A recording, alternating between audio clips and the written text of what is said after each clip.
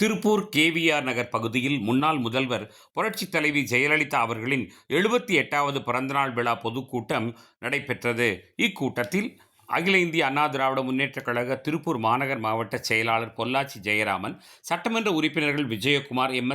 ஆனந்தன், அதிமுக மாமன்ற உறுப்பினர்கள் கண்ணப்பன், சேகர் உட்பட அதிமுக நிர்வாகிகள் பலரும் கலந்து கொண்டனர். இந்த பொதுக்கூட்டத்தில் திமுக ராஜாக்கள் காலம் போல குடும்ப ஆட்சியை நிலைநிறுத்த பார்க்கிறது என்றும், தேர்தல் வந்தவுடன் மக்கள் மேல் திடீர் பாசம் வந்து அரசு பணத்தை எடுத்து அள்ளி வீசுகிறார்கள் என்றும் திமுக அரசை சாடினார்கள். தென்னம்பாளையம் பகுதி கழக செயலாளர் அன்பகம் திருப்பதி பேசுகிற போது, திருப்பூர் மாநகராட்சி மேயர் திருப்பூருக்கு என்று எதையும் செய்யவில்லை, சாதாரணமாக செய்ய வேண்டிய குப்பையை கூட முறையாக அகற்றாமல் உலக அளவில் கேவலப்பட்டதுதான் மிச்சம் என்று விமர்சனம் செய்தார்.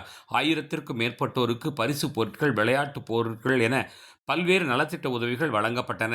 பொதுமக்கள், அதிமுக தொண்டர்கள் என சுமார் 2000த்திற்கும் மேற்பட்டோர் இக்கூட்டத்தில் பங்கேற்றனர். இக்கூட்டத்திற்கான ஏற்பாடுகளையும் நலத்திட்ட உதவிகளையும் மாநகராட்சி எதிர்க்கட்சித் தலைவர் அன்பகம் திருப்பதி சிறப்பாக செய்திருந்தார்.